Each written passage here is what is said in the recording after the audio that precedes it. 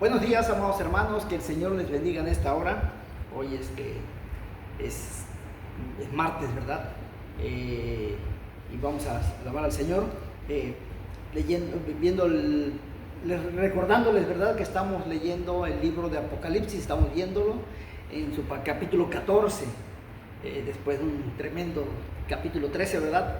Hoy nos viene un capítulo 14 que está también maravilloso. Y este capítulo 14, el tema principal o el más interesante, porque todos son importantes, es el cántico de los 144,000, que ya lo vamos a ver detalladamente, ¿sí? Ayer lo vimos, ¿verdad? Y hoy dimos una semblanza, ¿verdad?, a manera de introducción sobre este capítulo 14. Y hoy comenzamos con el capítulo, el versículo del 1 al 5, ¿sí? Les recuerdo también que estamos en la cuenta de Facebook y en la cuenta de YouTube para que nos promocionen, ¿verdad? Hablen de estos maravillosos mensajes que estamos llevando a cabo. Todos son en base a las Sagradas Escrituras, ¿sí? Y ahorita estamos hablando de eventos que van a presentarse más posteriormente, pero hablando de ellos en base a lo que es las Sagradas Escrituras. O sea, no hay nada que sea producto de imaginación o ideal o creencia o opinión personal. No, todo es basado en las Sagradas Escrituras, ¿sí? Pues bien, también les recuerdo que estamos en las tardes viendo lo de los eslabones escondidos de la Biblia, que han estado muy interesantes, y también he visto la aceptación de parte de ustedes hacia ellos. Dios les bendiga a todos ustedes y también promocionenlos porque son bonitos temas reflexivos con respecto a la familia, ¿verdad? Y pues comenzamos con la enseñanza del día de hoy en Apocalipsis capítulo 14, versículos del 1 al 5. Vamos a ir detallándolos versículo por versículo, Quizás nos llevemos un poquito de tiempo, pero son 5 versículos los que vamos a ver. El título es El Cordero sobre el monte de Sión, y dice la eterna palabra del Señor: después miré, y he aquí, el Cordero estaba en pie sobre el monte de Sión, y con él 144,000 que tenían el nombre de él y el de su Padre escrito en la frente. Ya vimos que el contraste que hay de las dos terribles bestias en el capítulo 13 y del dragón del capítulo 12. Ahora aparece el Cordero. Y en verdad no podemos ocultar nuestra alegría, porque oír de tanta crueldad como la hemos visto en los relatos anteriores realmente deja un corazón adolorido de cualquier creyente genuino y no genuino. Aunque es verdad que muchos acuden a estos pasajes del Apocalipsis solo atraídos por su curiosidad, y para ellos todo su interés se reduce solamente a intentar averiguar cuál será el número de la bestia, sin pensar ni entender nada acerca de su diabólico reino de maldad. Estamos más interesados en buscar, ayer lo decíamos, ¿verdad? Hoy hacemos una pequeña referencia acerca de esto, pero ayer decíamos que estamos más preocupados por ver el anticristo que ya viene, que ya apareció un africano por allá que dice que es el anticristo, que ya apareció el Kushner, el yerno de Donald Trump, que el príncipe de Inglaterra, que fulano, que sultano. Pero, vamos hermanos, ayer les dijimos bien claro, nosotros no lo vamos a ver hasta que se presente, pero quienes van a convivir con él y van a estar son todos aquellos que se queden en el arrebatamiento, ¿sí? Pero para los creyentes de este tiempo, uno de los momentos estelares del relato de Apocalipsis, miremoslo con más detalle. 1. Después miré, y he aquí que el Cordero estaba de pie sobre el monte de Sión. Vamos, hermanos, empecemos por notar que el Cordero ha dejado su posición de honor en medio del trono, ¿sí? O sea, lo que nos dice Apocalipsis capítulo 6, capítulo 5, versículo 6. Y ahora se encuentra sobre el monte de Sión. O sea, nuestro Señor Jesucristo deja su reino de gloria en el cielo a la diestra de su Padre para venir ahora y presentársenos en visión, como va a suceder más adelante, sobre el monte de Sión. Pero, ¿por qué elige ese lugar? ¿Por qué elegiría en particular ese lugar? En primer lugar, debemos recordar que el rey David tomó a los jebuseos la fortaleza de Sión, que se encontraba en Jerusalén, y estableció allí su residencia real. Este mensaje, esta enseñanza la tenemos en el libro de Segunda de Samuel, capítulo 5, versículos 6 y al 9, ¿verdad? Acuérdense que David le compra a los jebuseos ese territorio donde él posteriormente construye el primero y el segundo templo de Jerusalén, ¿sí? Hoy está la roca de la cúpula o el templo de Omán, ¿verdad? En ese lugar, en ese preciso lugar, ¿sí?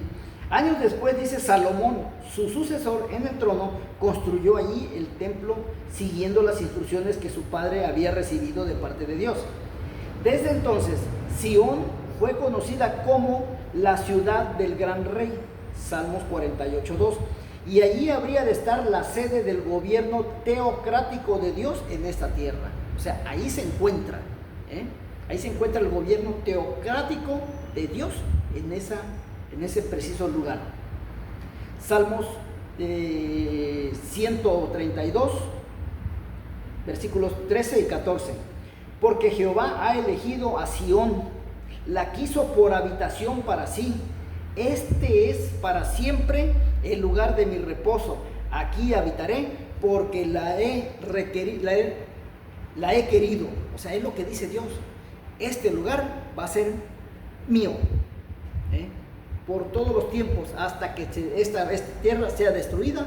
Entonces, pero mientras, amados hermanos, déjense de tonterías y aquellos loquitos que andan diciendo que Israel ya no tiene nada que ver.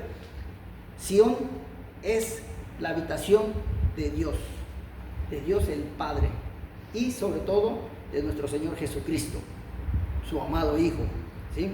Por lo tanto, era ahí donde el Mesías, cuando viniera, habría de establecer su juicio final. Eso era lo que Dios mismo había decretado, tal como confirman numerosas escrituras del Antiguo Testamento. Por ejemplo, Salmos 2, del 6 al 9 nos dice: pero yo he puesto mi rey sobre Sión, mi santo monte. Yo publicaré el decreto. Jehová me ha dicho: mi hijo eres tú, yo te engendré hoy. Pídeme y te daré por herencia las naciones, y como posesión tuya los confines de la tierra.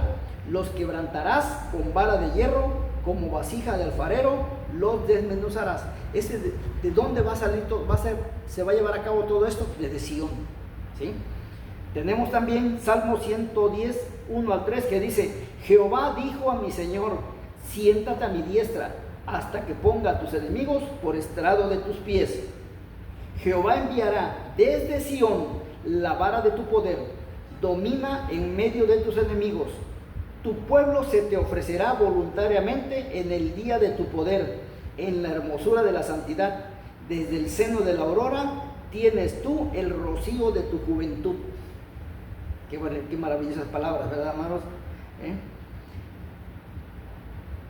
Y Isaías capítulo 2, versículos 2 al 4 dice: acontecerá en lo postrero de los tiempos que será confirmado el monte de la casa de Jehová como cabeza de los montes. Mucha atención a esto. Y será exaltado sobre los collados, y correrán a él todas las naciones, y vendrán muchos pueblos y dirán: venid y subamos al monte de Jehová, a la casa del Dios de Jacob, y nos enseñará sus caminos, y caminaremos por sus sendas, porque de Sión saldrá la ley, y de Jerusalén la palabra de Jehová. Y juzgará entre las naciones, y reprenderá a muchos pueblos, y volverán sus espadas en rejas de arado, y sus lanzas en hoces. No alzará espada nación contra nación, ni se adiestrarán más para la guerra. Fíjense todo lo que representa Sión, ese lugar santo de entre toda la tierra, ¿sí? Isaías 24, 23 también nos dice: la luna se avergonzará y el sol se confundirá cuando Jehová de los ejércitos reine en el monte de Sión y en Jerusalén, y delante de sus ancianos sea glorioso, ¿sí? Entonces, Aunque a Israel le digan y que lo van a destruir, que no le van a hacer nada, porque la presencia de Dios todavía está en ese lugar. Aunque el pueblo de Israel ahorita haga y deshaga, como lo que van a hacer en estos próximos días de la manifestación de los homosexuales, ya les llegará su juicio, pero de que Israel es la casa donde puso su habitación, donde puso nuestro Padre Celestial, el Creador del universo, y su amado Hijo, y su Santo Espíritu, su morada, ¿sí? Nos encontramos entonces ante un momento largamente esperado. El Rey de Dios se encuentra por fin sobre el monte de Sión. El Rey de Dios, o sea, nuestro Señor Jesucristo. Y si ustedes dicen, ¿cómo Jesucristo va a ser el Rey de Dios? Bueno, nosotros cuando tenemos a nuestros pequeños, ¿qué le decimos? Mi Rey, mi niño, mi santo, mi ángel. ¿No lo tratamos así? ¿Por qué Dios no puede decir que su Rey es Jesús? ¿Ofendería a su persona? Si es su hijo y si lo ama, ¿qué usted cuando le muestra le da esas muestras de cariño a su hijo, no es porque lo ama? Entonces ustedes creen que Dios no ama a su hijo, como para decirlo, mi Rey. Pero en segundo lugar, dice, hay otro detalle que no debemos olvidar.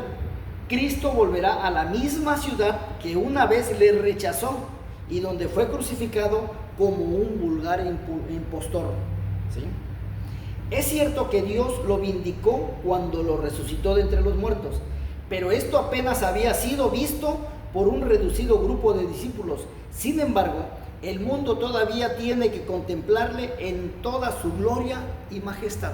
Por eso es que va a llegar a ese preciso lugar, ¿sí?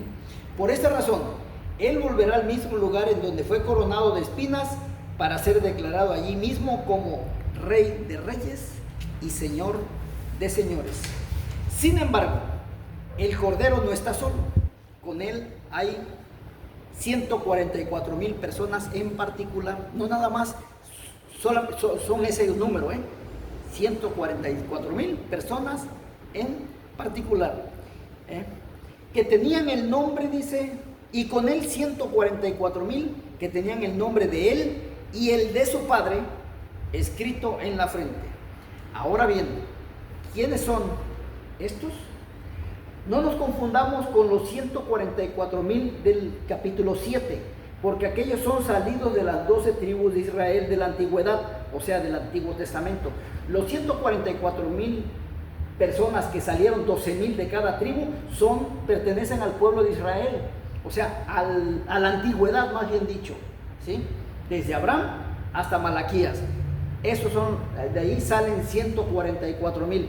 Ahorita vamos a ver cuál es la característica de estos 144,000 personas de la antigüedad, como ahora también van a salir 144,000 del Nuevo Testamento, de la época neotestamentaria o de la Iglesia de Cristo, ¿sí?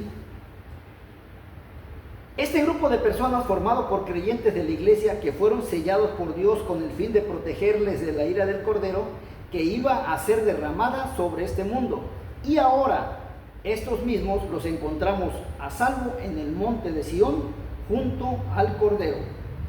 Habían sido protegidos de los juicios que vinieron sobre este mundo cuando las trompetas fueron tocadas, y tampoco podemos estar seguros que no sufrieran las terribles persecuciones que tanto el dragón, registrado en Apocalipsis 12:17, como la bestia y el falso profeta llevaron a cabo contra los santos de Dios, contra este grupo en particular de gentes, como lo revela Apocalipsis 13, versículo 17.